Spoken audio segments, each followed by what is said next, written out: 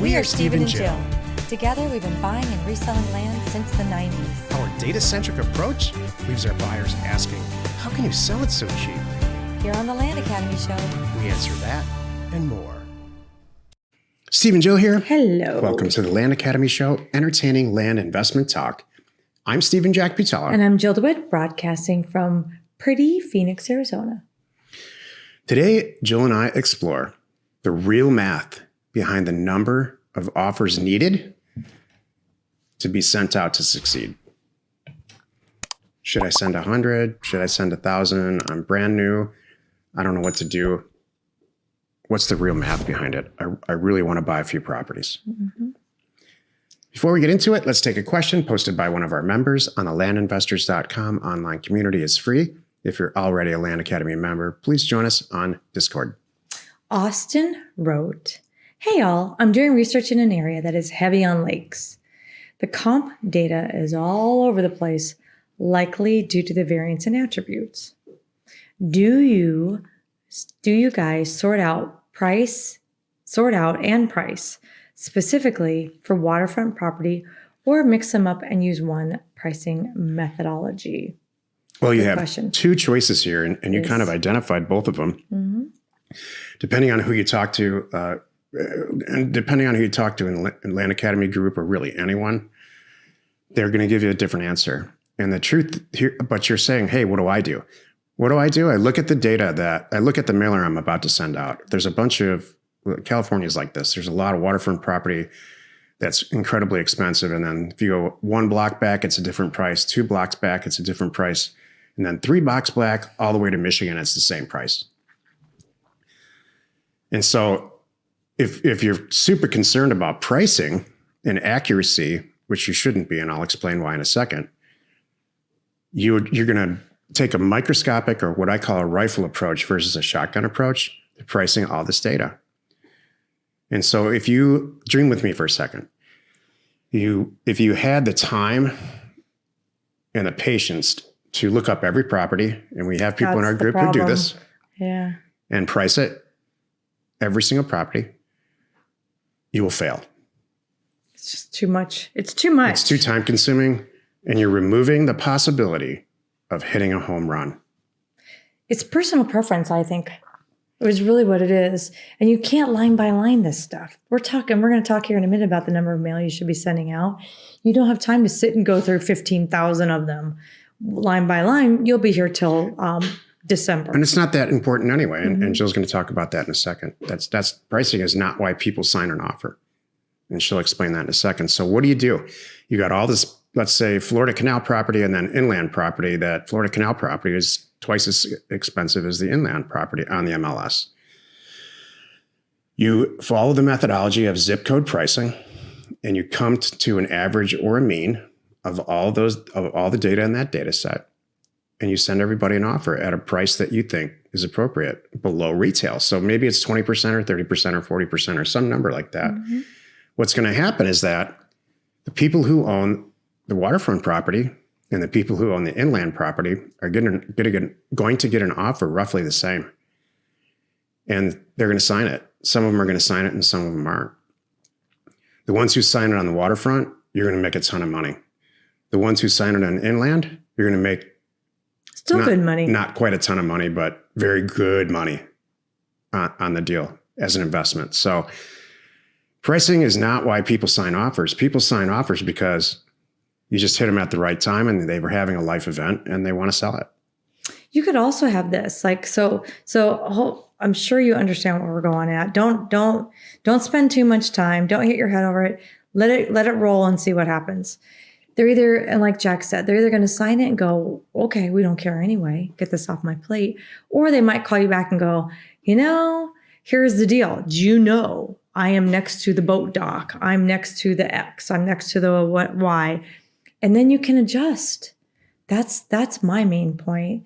Get it out there and then answer the phone, work it when they call back in. If they want to talk about, hey, I got your offer, but this is why mine's better, I will certainly entertain that. And I might adjust my price too. So it'll work out in the end. Here's two extremes. In House Academy, we price, it's very easy to do 10, 20, 30,000 offers with the help of the Philippines to price each asset because we've got this estimate and we've already got a lot of data about what that asset's worth. Mm-hmm. And so you take the average of those and you calculate how much money you want to make below retail and you send everybody an offer. That's the extreme of the rifle approach. The only reason we get away with it with houses is because there's so much data. If we had all that data with land, it'd be easy. You could do it. With land, the opposite extreme is I'm going to send an offer to everybody in the state of Oklahoma who owns a property between 2.5 and 5 acres for $800 an acre. And I'm going to see what's going to happen. And up till about 18 months ago, Jill and I built a business doing that exact thing. And with a little bit more research than what I just described, we would send everybody mail. And we kept food on the table for decades with that. And we still do. We still get offers back for years and years ago that we sent. So those are the two extremes. What I've found after a lot of years of doing this is the zip code pricing methodology works the best. You still hit some home runs. You'll still get a great return. The pricing is a little bit more accurate. It reduces the amount of hate calls that you get. And so that's kind of the in-between model. Anything beyond zip code or maybe even APN pricing is obsessive compulsive. And we have people in our group that reach out to me all the time. And here's what I say to them. You're on your way to going out of business. You're obsessing on perfect pricing. And this is the topic now. Mm-hmm. Today's topic, the real math behind the number of offers needed to send out to succeed. This is why you're listening. If you're a technical person, and a lot of people in this group are, follow me on these numbers, maybe even write them down as I go. I will. Yeah. She's going to do her nails now. I did this for their career path. Back up. This is why we're talking about this. Go ahead. Some people have this false sense of what it means to test an area, and I know where it comes from. There's other people out there that even do 20 letters here or handwrite them and do all these crazy things, right? So it's gotten to this point where it's just ridiculous. And I see people sending so little mail that they're automatically setting themselves up to fail, and it breaks my heart. So that's why we were talking about this. And Jack on Career Path gave the group some numbers and some spreadsheets we looked at. Here's why you're making your life harder. That's the whole thing too. The less you send, the harder you're working at these deals. And it's you're not going to benefit. So that's the backstory. So just, this is a 35,000 foot example of why it just doesn't matter how much you need to send more mail. Right. In a left column, you send out 10,000 mailers because you suck at pricing. You suck. On the right column, you're the greatest pricer there ever was, and you send out 1,000 letters. Each situation generates 3 deals. Each deal nets $25,000. So in each case, 10,000 units and 1,000 units, you make 75 grand. How much did it cost to make $75,000? In the $10,000 case, or a 10,000 unit case, it cost $5,000, 50 cents an offer-ish. Right. In the 1,000 unit case, it cost $500. Congratulations, I'm such a good pricing, awesome, amazing PhD person. Let's look at the math now. $75,000 net on the 10,000 mailer, $75,000 net on the $1,000 mailer. Subtract the price of the mailer. $75,000 from $5,000, that's what the mailer cost. I made 70 grand. $75,000 from the $500 cost, I made $74,500.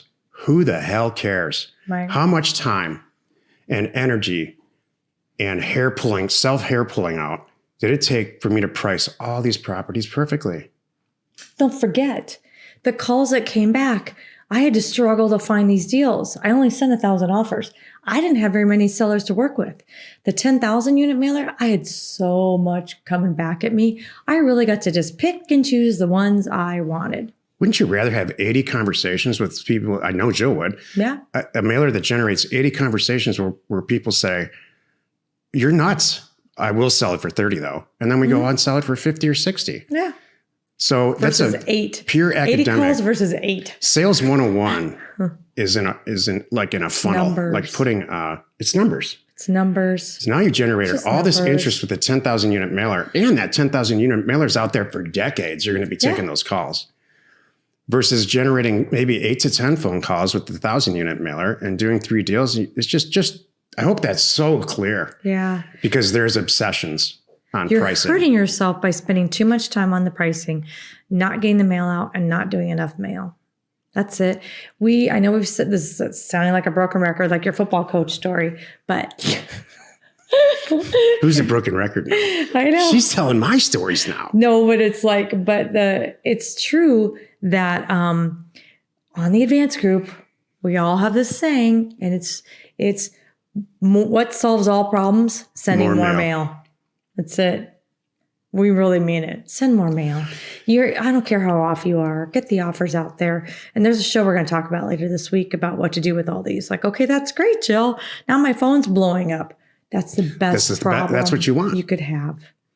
You want to be so overwhelmed with phone calls and things coming at you that you really get to talk to the people you want to talk to, pick the ones you love, and make deals out of them. That's the very definition of deal flow.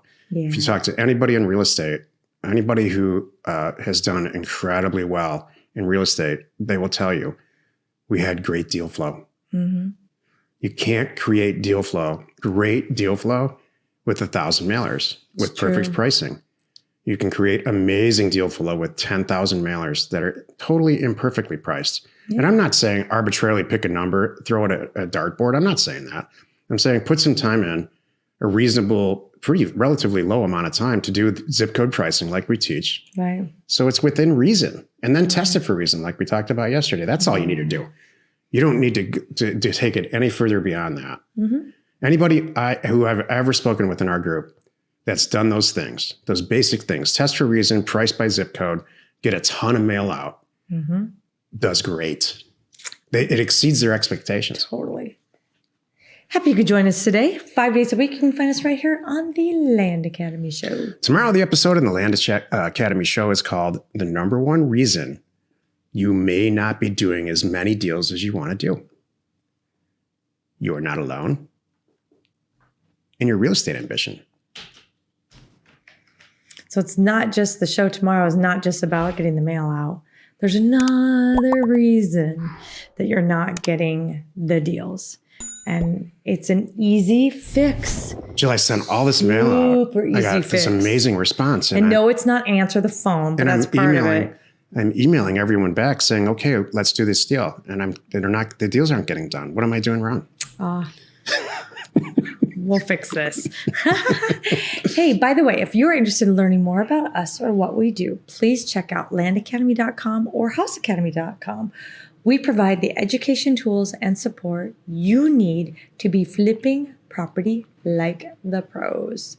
We're Steve and Jill. Information and inspiration to buy undervalued property.